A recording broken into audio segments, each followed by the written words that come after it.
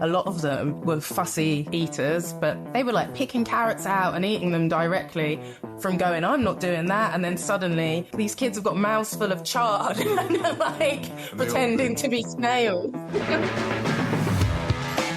You know, sometimes getting kids to eat healthy food is just a case of making it a bit of fun, focus on flavour, let them get their hands dirty and of course get them involved in growing it. Darryl Gadzekpo and Ella Phillips have made plant-powered their mission and they tell us all about it on this episode of Food Matters. Welcome back to the show. I'm Mick Kelly and in this series I'm meeting the people who are reconnecting us with real, healthy, sustainable food. They tell us why food matters to them and why it should matter to you too. In a previous life, husband and wife team Darryl Gadzekpo and Ella Phillips worked in the arts, and it's fair to say they've brought all of that creativity to their current work in the food world. They are the co-founders of Electric Future Foods, which puts on cookery workshops and pop-up dining experiences, showcasing healthy and organic vegan food with a distinctly Caribbean flavour.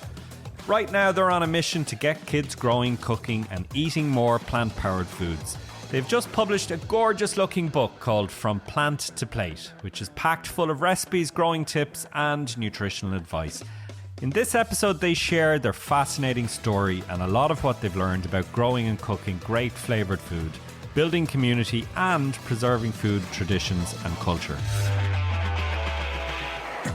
We were so excited. I guess it's like a kid who learns something new and we're like, oh my God, we want to share this with everyone. Yeah. And plant-based food doesn't have to be boring. It doesn't have to be beige.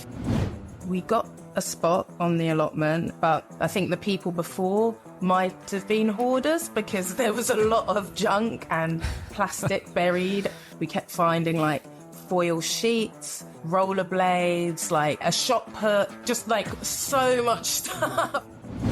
You can tell a lot of stories with food that don't really get edited by people's prejudices or preconceptions or just their natural bias. So I think food's like a magical kind of time capsule for us to preserve traditions or stories and kind of pass them between generations and people. So the book that Ella and Darryl have just published is aimed primarily at kids. But as an adult, I really enjoyed it too. And it turns out I'm not alone. Yeah, I mean, it surprised us actually how many adults are really interested in getting a hold of a copy as well. And I think that's because the ideas in it are quite, I don't know, sort of complex, but explained in a simple way. And so actually, even for us, sort of researching and developing the text, we were sort of like, how are we going to explain how this works so that a child can understand? And it was really useful for us because then we actually had to make sure we really knew what we were talking about. Yeah.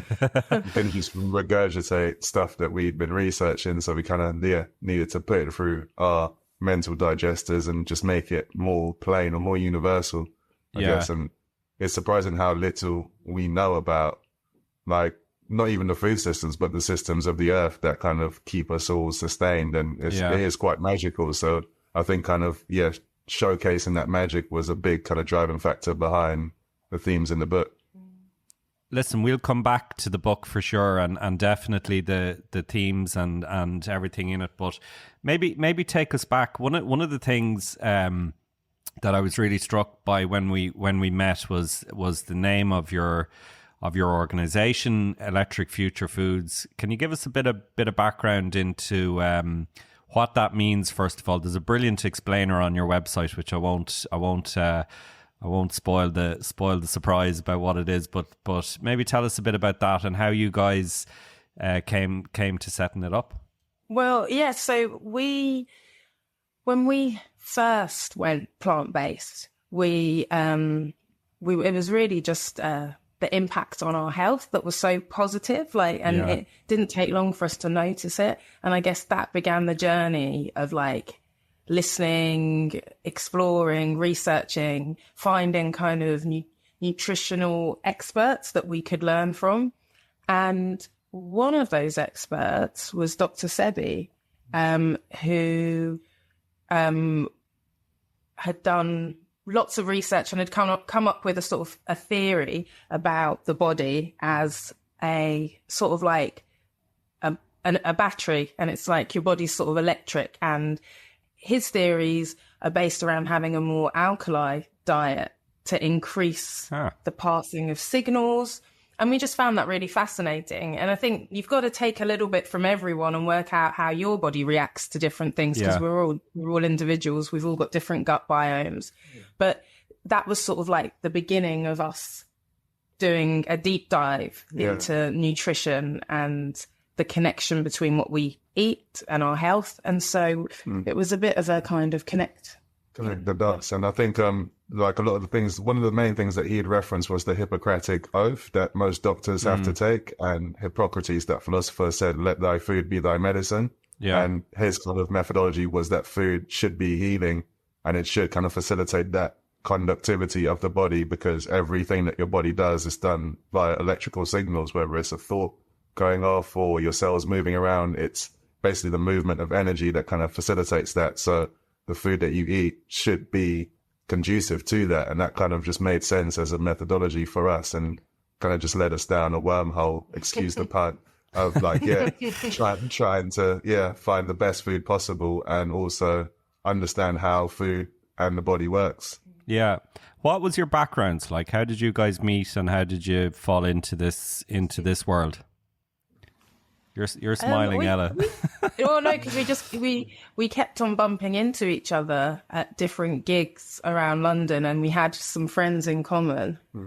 And then we bumped into each other like for the 10th time or something at a music festival, and that was it, really, wasn't it? Then we've kind of been together for about 11 years now. That's a really long time. That's pretty impressive. And tell me, like, were you both working in food separately, or Darryl? I think you've got like you've got a pretty cool music pedigree as well, right? Were you? I do. What was the world you were all operating in?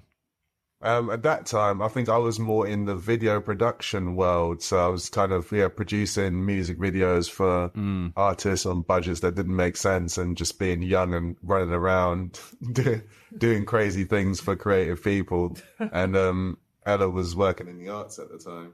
Yeah, so I was managing the education program at an art gallery, and I just started my master's in fine art. So was sort of like, deep in the exhibitions, private view scene, but had always, I guess, been interested in education, learning, and how that happens.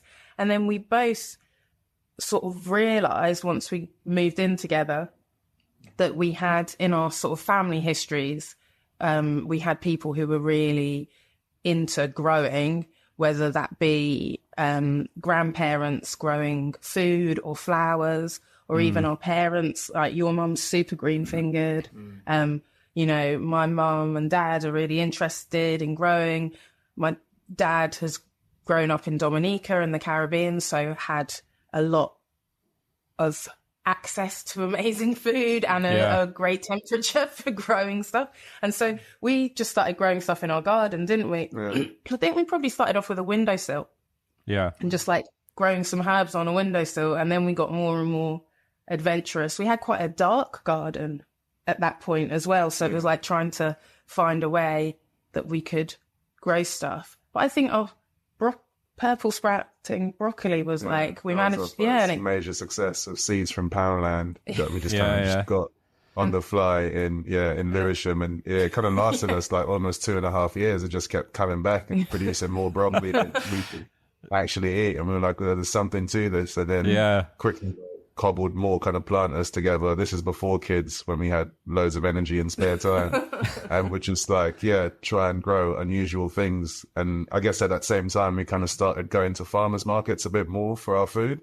And just seeing different plants on display there that kind of reminded us of like things we'd eat in the Caribbean, or just stuff that you wouldn't get in the supermarkets, like spiked another interest, like things like Vietnamese coriander and like interest in herbs and flavours that really complement the food that we like to eat. And we thought, we can grow more of this ourselves. And that just snowballed into today. Well, yeah, because I think once we started doing that, we got more into the food industry because we were so excited. I guess it's like a kid who learns something new and we're like, oh my God, we want to share this with everyone. Yeah. And, plant-based food doesn't have to be boring. It doesn't have to be beige. And like getting quite, realizing even historically how, ITAL food is, a really old methodology. Before vegan became popular, there was ITAL. Yeah. And then we look at our culture, our sort of shared cultures and go, oh, actually that was vegan. Oh yeah, that traditional food was, but it wasn't thought of in that way. So and it's also like, when we kind of look back and research and remember stuff, because I grew up in the Caribbean as well, there was a lot more of a holistic approach to food without it being labeled that way. It just was the way that it was. Like, we wouldn't call it foraging, but there'll be a mango tree in someone's garden that would just be looked after by Mother Nature, and we'd all just go and get mangoes when it was in season. So we're eating seasonally. Like, all the buzzwords that we're now being pushed to us in the West is just kind of what life was.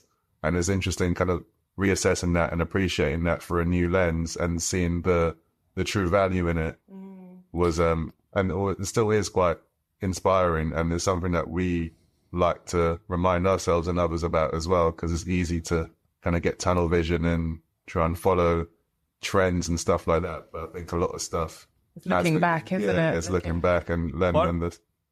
Dar, what do I need to know about Caribbean food? Like, so for someone like me who's not has never been there, what do I need to know about Caribbean food? Flavors first. So whatever you're eating is got to have a very kind of strong flavor, and the methodology or like the approach differs very much from island to island. So every island would have a dish that's called the same thing, but it'll be cooked in a completely different way. And then if you go into an island, you'd find that vary from region to region, even though the islands aren't that big. So I'm from Trinidad, and like one of our big dishes is roti. But if you go to Tobago, which is the same country, the sister country, rotis in Tobago are completely different to rotis in Trinidad. And kind of moving around, I guess the flavor base is very spice heavy. So there's a lot of influences from around the world. So there's a heavy East Indian influence, and there's an influence from Africa and obviously from South America as well. So we have lots of chilies, lots of interesting herbs and spices that some of them have come from like Vietnam or could be traced back to there. So no one really knows where the taxonomy kind of originates for a lot of stuff. But we'd use a lot of thyme in our food. Yeah, a lot of thyme. I mean, everyone will cook plantain at some point as a side. Yeah, coconut milk is a big addition to food, whether it's from like African descent or Indian descent or even Chinese descent as well. Like, a lot of local ingredients are always used in the dishes. For me, growing up, seasoning was everything that you flavored a pan with. So we'd make sure we'd season everything, and moving to England and watching cooking shows, they're like, oh, let's season now, and they just use salt and pepper. But the way that salt and pepper is used over here is how we'd use green seasonings, which would be a mixture of what we call shadow benny, which is a bit like coriander, or some people call it Vietnamese parsley when you kind of find it over here. So it's like a mixture of that, a chili with no heat called pimentos, onion, garlic, allspice, bay sometimes. Like, anything that's fragrant and around would be mixed in and used as a seasoning, but that will be in all dishes, but all dishes would taste completely different. Just the same way you put salt and pepper in every dish here and they won't all taste the same. It's just like different profiles that you kind of eke out of what you're cooking. And what about what about the meat side of things? Is it meat heavy or not? Yeah, it is. It is. But that was one of our main kind of buzz points for not eating meat anymore, is that kind of coming to the realization that we don't really eat meat for the meat texture, it's more the flavor. Because if you take that flavor that we're accustomed to away, we'd probably leave the meat a lot of the time, if it was like a blind taste test. So what we're really interested in is the kind of aromatics and the spices applied to it, and we can apply that to different foods and textures and kind of get as interesting. But I guess what we had to learn was how you get that flavour into vegetables, because the problem is that we've all grown up eating meat and cooking it, and actually with vegetables a lot of the time you need to really shorten that cooking time. And so I'd say with plant-based food, the thing that takes the longest is the cutting up of the vegetables into interesting shapes, so that you like thicknesses, so that you get a range of textures. But actually, the biggest mistake a lot of people do is just by overcooking until it's just a mush. Yeah. And so you referenced, like, it was the health sort of buzz that you got from going plant-based that was the primary kind of driver, was it? What, like, as opposed to kind of, you know, sustainability considerations or ethical considerations, or was it a bit of everything, or what was the driver for you?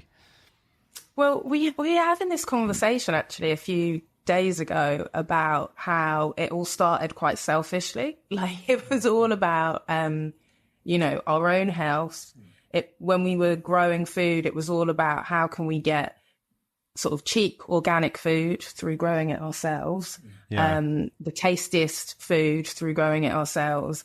And then what's really interesting is, starting from that point of self, it really evolved, and it almost like just opened up new ways of thinking. And the same with growing, where it started off, this is for us, this is our allotment, you know, we're doing this to feed ourselves. And now it's transformed into, oh, what kind of habitats can we help create for these different creatures? How do we create an allotment that is inclusive, from like, you know, woodlouse to slug even, and like, you know, really thinking, oh no, we can't use those pellets anymore.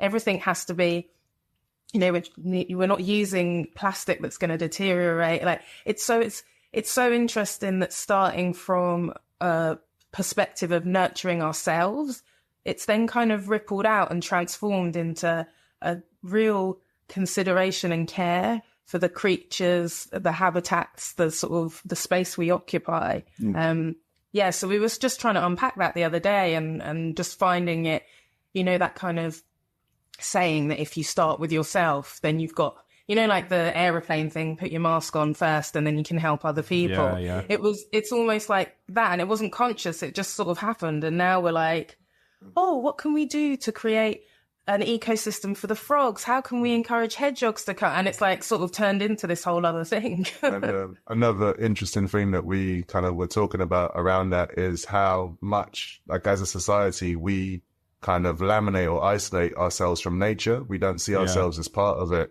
And we were kind of musing one night with a glass of wine that, like, through all the best musing happens with a glass of wine, right? Fix the world. It's just the greatest ideas come.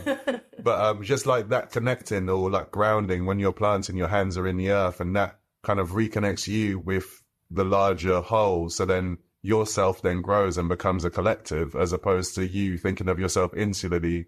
You still think of self, but self becomes so much more because of your actions. You're a network, or you're part of the food web. You kind of see yourself as part of something greater, and your awareness grows as well. So instead of just looking after yourself, just through that methodology, you start looking after the bugs or the worms and like the water table, and you start appreciating all these other systems that we're kind of guardians for, or can be custodians for, and help them help us as well, because it's a bit of a symbiotic relationship. Yeah, I love that, and like I feel that as well in my own veg garden at home. That like the world is so like fucked at the moment. Excuse my French, like, but like it's like if you have this patch of earth, no matter what size it is, that you can kind of be a custodian of. I think that just makes the whole thing feel a little less heavy for me. I don't know if you guys feel that with your allotment. Yeah, absolutely. 100%. It sort of gives you hope. in a way. And they do say that you put your hand in soil, it releases serotonin, which endorphins, and so it is like we're supposed to be there. Like if that's happening when we're connecting with the earth, it shows that that's part of how we stay healthy and keep going. Completely. And like I listened to this podcast, and this guy was talking about the importance of like grounding your feet on the soil or in grass or whatever every day. And that's like, particularly at this time of the year, not very practical, I suppose. Like the grass is pretty cold, but like if you get, the soil, if you get your hands in the soil, I think you are having that sort of physical interaction with nature that's so important, aren't you? Yeah, completely. And I think that grounding is like the release of negative ions. Yeah. So we get a buildup of that, and then we kind of ground, and then that kind of it grounds us just the same way electricity gets grounded through a grounding wire and just reduces the static and the fuzz that we have. That's back to your point about the more alkaline body, I guess, as well, right? Yeah. So tell me about your allotment, because I know you guys are growing some veg with your kids there, and you've set up an organic co-op as well to bring the community together with local farmers and so on. Tell me a little bit about that, because that all sounds amazing. Yeah. So, I mean, we wanted to just share the joy of the allotment because it's like, I guess, with the food and the recipes, and it's like we're doing something and then we're like, oh my gosh, more people would really love this. Yeah. And we notice a lot of people are kind of put off by waiting lists and the gates of allotments, and they're kind of, it should be a more inclusive space, because knowledge can get lost quite quickly if we don't just kind of pass it on, and you don't know who's going to be the vessel that kind of takes things forward or thinks of things in a new way and innovates and stuff. So just the idea of kind of sharing seeds and sharing the experiences really kind of drives us in a sense. And it's always lovely. Like this year, we're always sharing seeds with people, and our old neighbors from a few years ago grew some seeds of chilies from the Caribbean that we brought back during lockdown, because they're our neighbors from lockdown, and these plants did amazingly well, and they just gave us a bag of these chilies, and they're like, they haven't got any heat, and these are the pimento chilies that I was telling you about. That's like key in our flavor profiles, but you can't get them over here. You can eat like a whole bowl of those, without blowing your head off with heat. And tell me, like, where is the allotment, Ella? Is it and how big is it? So it's in Crystal Palace, so southeast London, and I mean, how many meters? It's not probably 5 by maybe 20 meters. So Yeah, it's decent. It's like there's enough space for a greenhouse, a polytunnel, and more stuff, like, to more sort of growing space, and a few kind of composters. Yeah. But we basically, we got a spot on the allotment, and we had a small plot, and then they saw, I guess, how much we were there all the time, and they offered us a bigger plot, but it had been left for years, and I think the people before might have been hoarders, because there was a lot of junk and plastic buried in like weird sedimentary layers. So like we kept finding like foil sheets, we found rollerblades, like Jesus Christ, a shot put, rice cookers, like just like so much stuff, and lots of brambles. And we asked our 6-year-old, do you want to move from our plot to this one? But this one's a lot of work. And he was like, yeah, let's do it. We were the suckers that were like, yeah, let's do it. Oh, no, that's us, isn't it? Let's do it. Yeah. And so we wanted to, because we moved in just before spring, we really wanted to get going straight away. And so we sort of started to plant some stuff in sort of clearing patches and trying to plant stuff, and things didn't do very well. And then we started digging down more and realized that there was layers of plastic, buried car seat covers. We were like, oh, the soil is really unhappy. So then we were like, we've got to dig up all of this stuff, pick out all the microplastics. Having 2 kids and trying to do that, just the 2 of us, was going to take a long time. And so we were like, well, we'll get more friends involved. And then from that, it was like, oh, well, there are more locals in the community that want to get involved. And then they know people who want to come. So then we started once a month, just inviting a group of sort of interested people, from beginners to experts, and sort of had little tasks, little roles for them to do. And then we would feed them some Caribbean inspired food. So come work for a couple of hours and then we feed you. And the atmosphere, I mean, I don't want to be too corny, but it was like it's like a little utopia. It's like the kids are playing, they're kind of like creating these small worlds and like having these really cool conversations. You can meet people that you've don't know, and it sort of doesn't feel awkward because you've all got jobs that you could be doing. So it's just like there are people from age sort of babies up to sort of, we've had like 70-year-olds. So everyone's just like mixing together and like sharing knowledge and having a laugh, basically. And, you know, people come and they might not do anything. They might just sit. One guy had a nap, like, so, but it's just that, that idea that we can all come together with a shared purpose and with a lot of care and kindness. And then all of these kids that, like, a lot of them were fussy, what would be called fussy eaters, but they were like picking carrots out and eating them directly from, you know, like giving them a wash and then eating them, from going, I'm not doing that. And then suddenly people have got these kids have got mouths full of chard and they're like pretending to be snails. Yeah. And they all want the chard as well because someone's decided it was fun. So it's really like great seeing that and those kind of, labels being kind of shattered for kids being picky eaters and them enjoying vegetables. I saw that with my own kids at home. I don't know if you see this with your how many kids have you got? You've definitely a 6-year-old son. Yeah, and almost 3-year-old. He would make us say he's almost 3. So 2 boys. I've seen this with my own kids at home. They're late teenagers now. So but like they would eat things in the veg garden or from the veg garden that they wouldn't necessarily eat otherwise, like which is mad, isn't it? Like it could be the same veg, but because they've maybe I don't know, they've seen where it comes from or they've been involved in growing it. It's just a totally different relationship with the food, isn't it? Yeah, completely. That's the word. It's the relationship, like that's different. It's like, it's mad because our youngest might not eat any, like he might not want it, and then we say, "Oh, we grew that," and then he's like, "Oh, okay." It's like, "Okay, I'm gonna eat that."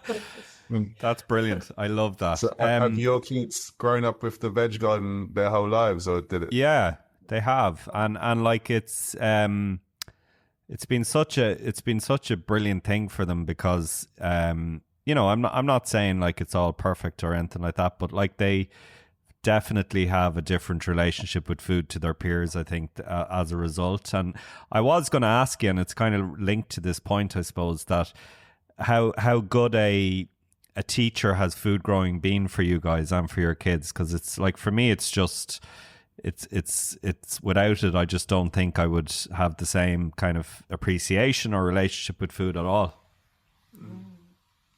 I mean, I think it's a great teacher because you can't really beat observation, and that's like one of the great things I think about photos and stuff now is that you can take a picture of a plant and it identifies it. So that kind of like realizing what you know, like being able to spot seedlings. I mean, like, oh, that's Claytonia, that's that's something else we don't want to know. That's a weed. We can get rid of that. Is really powerful, and being able to just observe and appreciate stuff and trust the process that you've kind of started as well.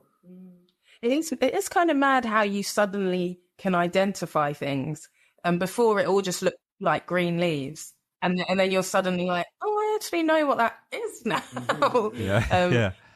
Kids, but I think it teaches them patience. Like our 2-year-old really wanted to eat the blueberries. Like he was trying to pick these little white blueberries off the bush, and it's like they are not ready. And so after a few attempts, he eventually, rather than doing it, started going, "Are they ready?" And we're like, "They're not blue." And he goes, "No, they're not ready." And then when they were ready, he was like, "They're ready." But he had to wait like a good sort of month or a couple of months. And it went from like, I'm going to take them all and they taste horrible and they're not, like, to, oh, if I wait, I can look. And then when the colour's right, then I can eat them. And so that is like... That's brilliant. And like a month at that age may as well be 20 years, like, do you know? Exactly.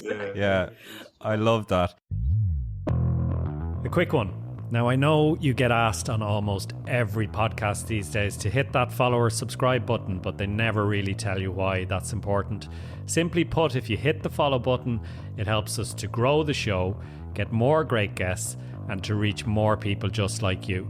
So it's a small gesture from you that means a huge amount to us. Thanks. Now back to the episode.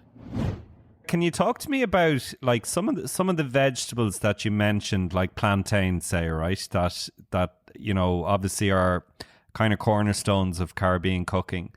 This is just showing my complete ignorance of this, right? But like, are you able to grow veg yourselves that you can't, with that kind of Caribbean lens that you wouldn't be able to get, or are they just difficult to grow in the climate here?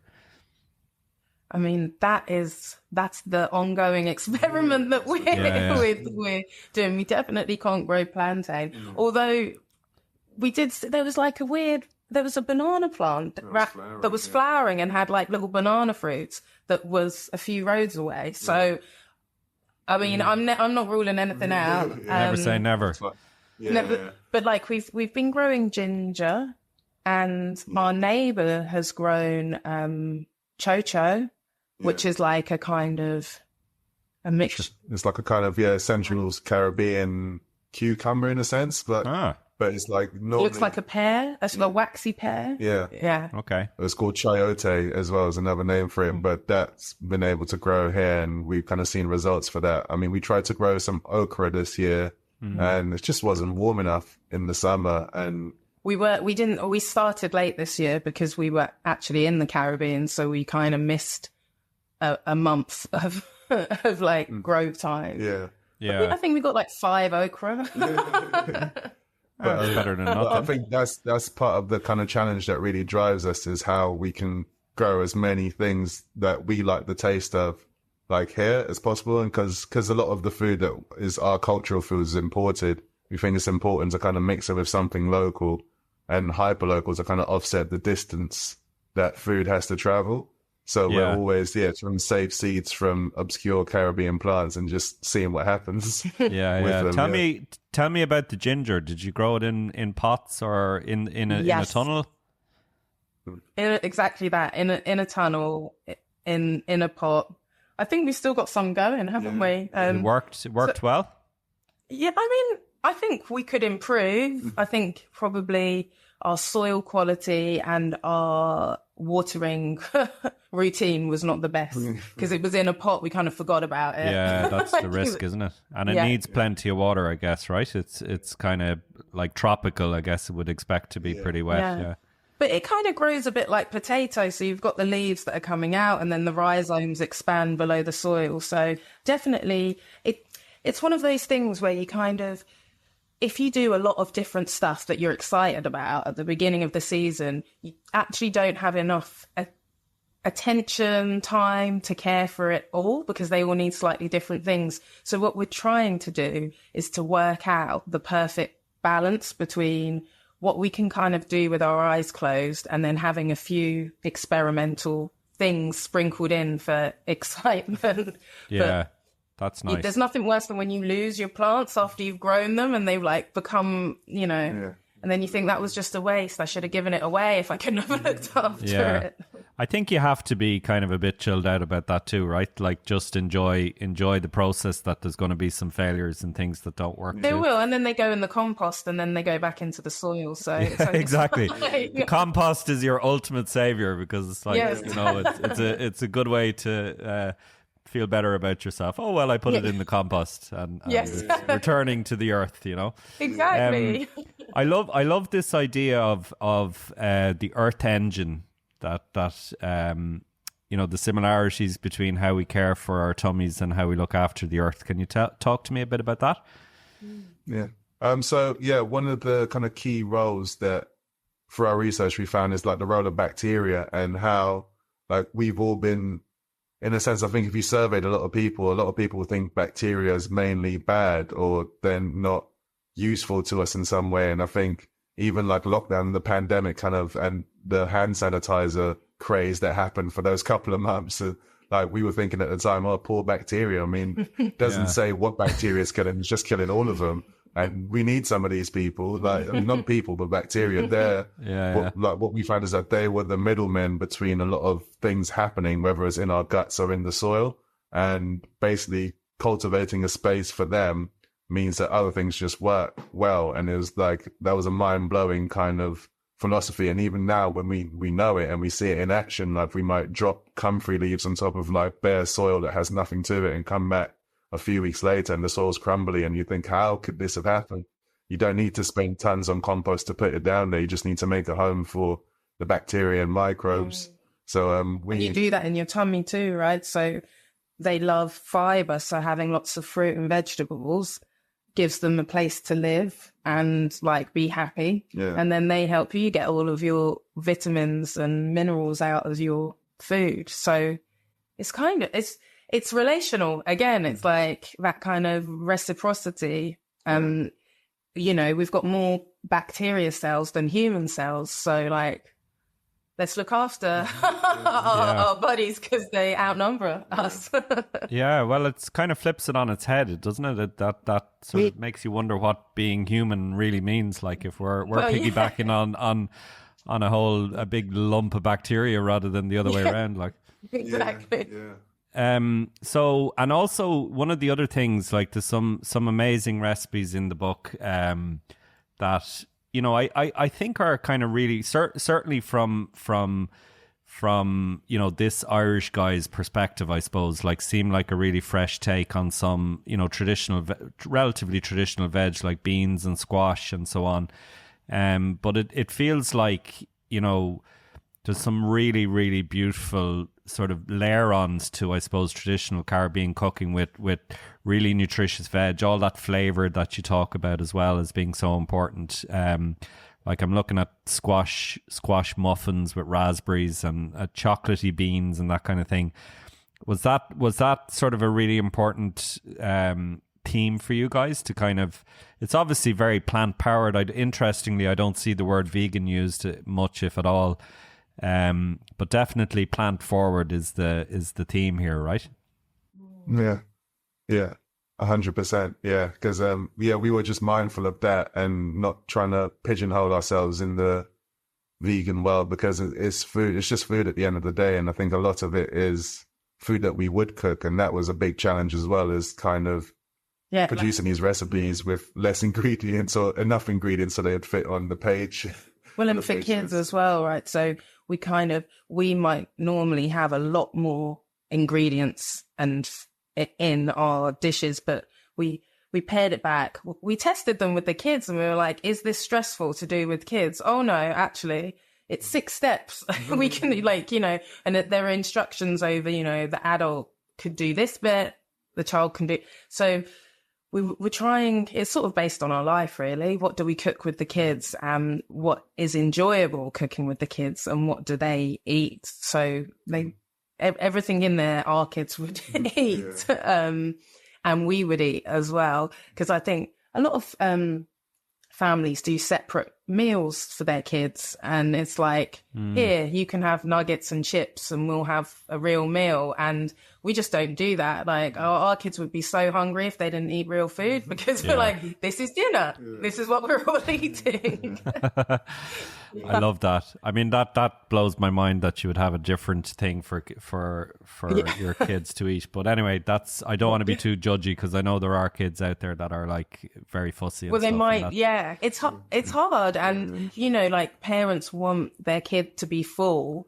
But we've also found that just sitting around the table, they might not eat straight away, but because they're sitting around the table with you and the food's in front of them, eventually they're going to eat it because they're bored and they want to do something and they want to join in with the ritual of eating as a family. And they're I think if they're grounded in those flavors and eating really nutritious food, I think that's something will stick with them for life as well. I read as well that you've been trying a garlic experiment, and this you probably don't know, but our garlic is where it all began for me. So I'm very curious about this. What's the idea here? It's to see, could you produce enough on the allotment see you through a year? Am I right? Yeah. We eat a lot of garlic, so I was gonna say, I guess I grow about 30 to 40 bulbs a year, I guess that would be pretty pathetic from a Caribbean cooking perspective. Well, can you remember how many it's in the hundreds, isn't it? Yeah. Oh, wow. So we were aiming to grow around 250 bulbs, but we miscalculated when we ordered. So we ordered a bit more than that. So I think most of them are in the ground, and we've just tried kind of different techniques, and also like saved a few bulbs from stuff we'd grown last year that kind of got lost at the polytunnel. We're like, oh, we might as well plant this again, like kind of smaller ones, and also just testing out supermarket varieties as well. Just like, because I was in Tesco's one day and I was just reading the back of their organic garlics, and it said it was from China. And then went to Sainsbury's and looked at theirs, and it's from Spain. I was like, I wonder what they'll be like in their growth comparison to each other. Would they grow as well as the kind of seed garlic that you get? Just out of pure curiosity as well, because garlic's one of those things that grows in this country over winter. And it seems really interesting that we still need to import it here. And we have so much farmland and stuff. I know it takes up a lot of space, but yeah, surely there must be a system where we can at least provide some of it for ourselves for these major supermarkets. But I've never seen it grown in the UK label on any organic garlic here. Yeah. And ironically, the because we've been talking about this, we've got planting garlic for sale in the shop downstairs here in Grow HQ, and it all comes from the Isle of Man. So there's obviously a huge heritage of or tradition of growing garlic for planting in the Isle of Man. But like, we've been selling it as saying to people like, yeah, like this is planting garlic, but it's also like brilliant for cooking with, because it's like really good. You know, like it's local, well, local-ish by comparison to China, and it's really good quality, you know. You must be like a fair amount of space dedicated to like 200 odd bulbs of garlic, right? Yeah, well, I mean, we're helping look after a secondary plot. So we've got twice as much space as we would otherwise. And what we're trying to do is to plant so there's enough space between the garlic that when the warmth starts again, we can add plants in between them. So hopefully not just ending up with garlic and beans. But I mean, even if we were, that wouldn't be a bad thing. But yeah, so we also still have a lot of space still to clear. There's still layers of plastic. We haven't fully got our plot ready. We built a kind of pagoda. We've got some grapes which will hopefully grow next year. We want to try making some wine. And we want to build a pond and create like a little ecosystem. We want to sort of adopt more permaculture techniques in terms of canopies and fruit bushes and trees.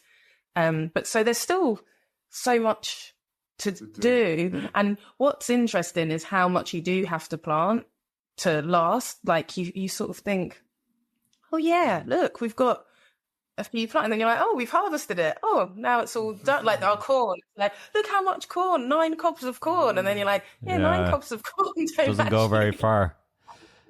Yeah, it's an interesting one, corn. Like, it's not. I don't know if you've heard of the writer Joy Larkham. She's got some amazing books on growing. You should check her out. She was a very famous kind of garden writer in the UK, I think, in the 70s and 80s. She now lives in Cork, West Cork, and anyway, long story short, she's got this brilliant idea of value for space. So she has all of the veg you can grow, and she gives them a value for space rating. And corn is always very low on the list because it's like it takes up quite an amount of space, and you really only get, I think, like 2. I don't know, maybe better growers than me can get more than 2 cobs per plant, but generally speaking, that's what I get. So it's a pretty poor return, right? And as you say, when it's ready, it's ready. It's not like a storage crop. You've got to use it really fresh and all of that. But amazing to grow, right? Because those flavors of fresh grown corn. It tasted so good. Like I've never tasted anything as good as the corn we grew this last year. Yeah. It was a heritage variety called Peaches and Cream. which I think we mentioned in the book as well. But yeah, it kind of has really like pale, like kind of notes to it when you look at the corn. And we were kind of sad at our harvest because we thought we grew loads, but then we started trying to think of it differently, and we actually created an abundance of seeds. And now we've got more corn seeds because we just saved a few of the ears from this year's harvest than we bought for the last 2 years before. So. Yeah, I love the way that you shifted our perspective on that. Like I shared that with someone else as well. It was like, you know, don't look at it as a poor harvest. Look at how many hundreds of seeds you've got for next time. Yeah, that's really cool. I love that. I love that way of looking at it. And Ella, I'm also pretty blown away by your prolific nature. So you've also written a 4-part series of stories with recipes called My Grandma's Magic Recipes. Tell me about that. And follow-up question: how the hell do you have time to do all this amazing work? Well, do you know, it's funny because Darryl and I were doing supper clubs, and we had some great ones, didn't we? Like sort of sold out supper clubs. Because of our background in arts and music, they were always experiences. So we sort of saw them more as a kind of artistic experience. So some would have live music. There'd be like little conversation prompts. There'd be sort of experiments that would be happening during the meal. Disposable cameras on the table for people to document it themselves. Yeah. So they were always quite sort of playful. And our neighbour came to one and she really liked the food. And we said, we'd love to do a cookbook. And she said, I'm a book agent. I'd like to represent you. And so... But that was ages ago, almost a decade ago. And she was really struggling with veganism as a concept. And she was like, publishers are saying there's not really a big market for vegan cookbooks. How little they knew. But so then we were having our first child, and she said, we represent a lot of children's authors. So maybe now you're having a child and you work a lot in education. Have you thought of doing something more around like for children, for a younger audience? And so I was like, oh yeah, that sounds interesting. And then when we had our first boy, it was just mad how the grandparents just like turned into these total pushovers. Like the littlest person in the room was like, had the they were just fell in love. I was seeing like them holding this baby, he was like this sort of like treasure that they discovered. Yeah. And it was a really beautiful thing to see. So it kind of started me thinking about celebrating that kind of grandparent relationship. Wow. And so obviously, because we love food and nature, I think I wrote the first one and it was quite summary. And our agent had said, would you think of doing one like that was set in a different season? And so then I wrote 4 of them, and would put recipes in the back. And so each one's in a different season. And the recipes are stuff that we kind of do at home. And I think I actually wrote most of them on the train to work, thinking about it for a while and then having like an hour to just scribble down notes. And then that's like the starting block to then in the evening rework it. But they just sort of came out and then no one wanted them. Bless Felicity, she kept trying, and then lockdown happened and everyone was like at home with their families and making bread and cooking together. And suddenly publishers were like, we think there's a market for these books. So then they found a home at Simon & Schuster, and because they'd already been written, initially the idea was to put them all in one book. But then my editor was like, you know what, it'd be nice to do a series and just have each one. And And so that's why it seems like it's all happened really quickly, but it's actually been it's actually been a really slow process. And they were supposed to come out a year before, but then we couldn't find the right illustrator. Then we found the amazing Camilla Sucre, who's based in the States.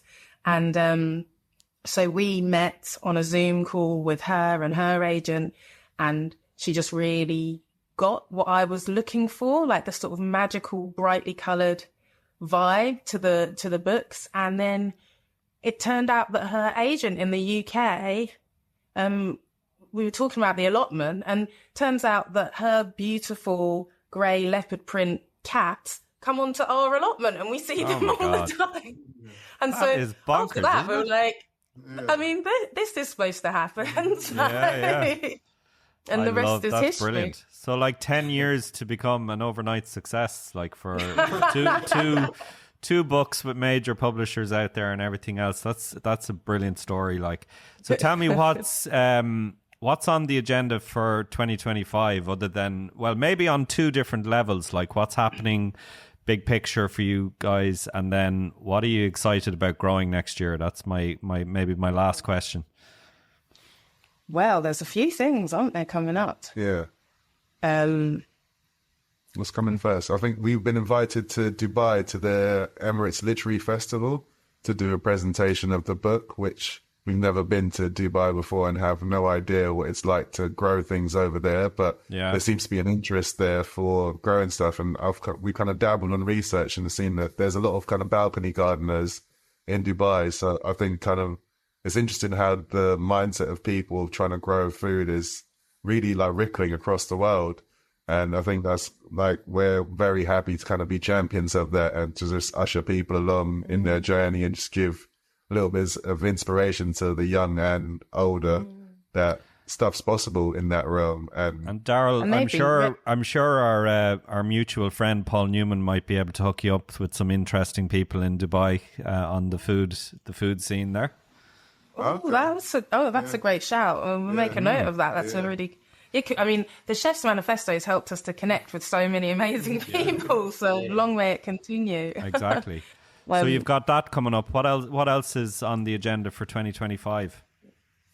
We are going to be at Somerset House. They've got an amazing exhibition coming up called Soil, and it's so we're going to be working with some young people over half term, exploring some of the topics in the book in a sort of interactive storytelling workshop. So that's really exciting to be a part of. We're going to be at the South Bank Centre as part of their Imagine Festival, which is like a sort of children's book festival. And we'll be doing a sort of magical growing workshop with young people. What else? We've also recently been given the go-ahead to be custodians of a garden. So we live opposite some woods in London, and there's like a little kind of edible garden plot that's just been perennials and kind of no one really looks after it now.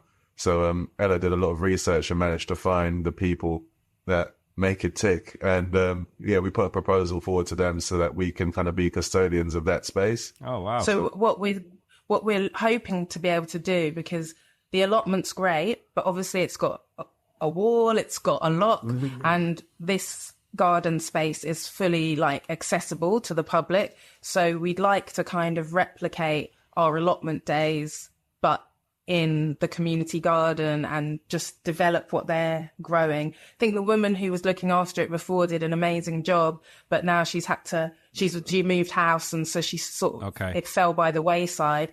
So we're looking at how we can build a new ecosystem around it with volunteers and people coming and like us feeding them and having sort of quite a nice sort of community.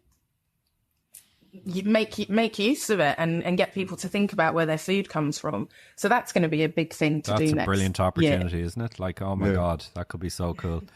And so tell me then, what are you excited to grow next year? You've obviously got your grand garlic experiment coming to fruition I like in the way June you call of next year.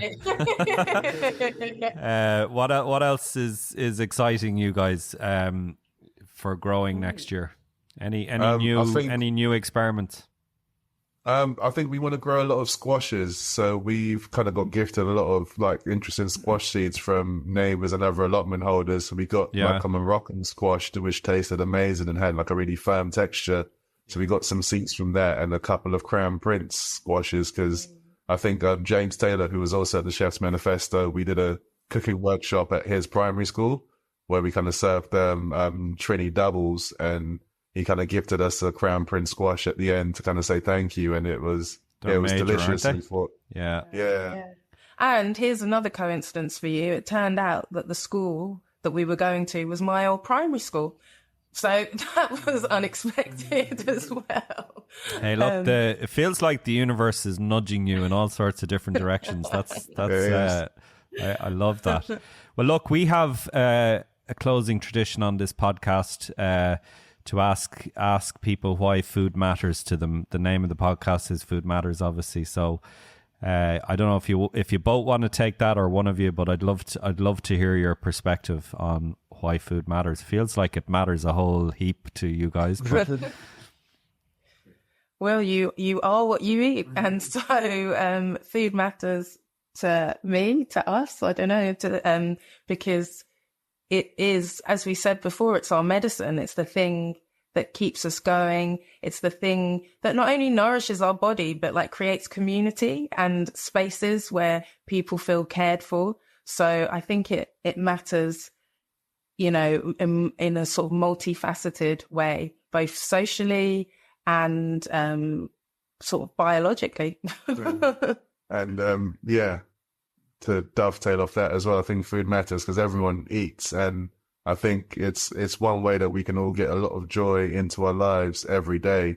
And it also kind of has a magical medium of, you can tell a lot of stories with food that don't really get edited by people's prejudices or preconceptions or just their natural bias. So I think food's like a magical kind of time capsule for us to preserve traditions or stories and kind of pass them between generations and people. Oh, that's class. I absolutely love that. Such a great way for us to finish, Darryl and Ella. I just want to say a couple of things. I suppose we've both mentioned, or the three of us have mentioned, the Chef's Manifesto a couple of times during the podcast. So for people that are curious about that, if you Google Chef's Manifesto, you'll come across it. It's a brilliant global network of chefs and other interesting food people trying to bring sustainability principles into kitchens and cooking.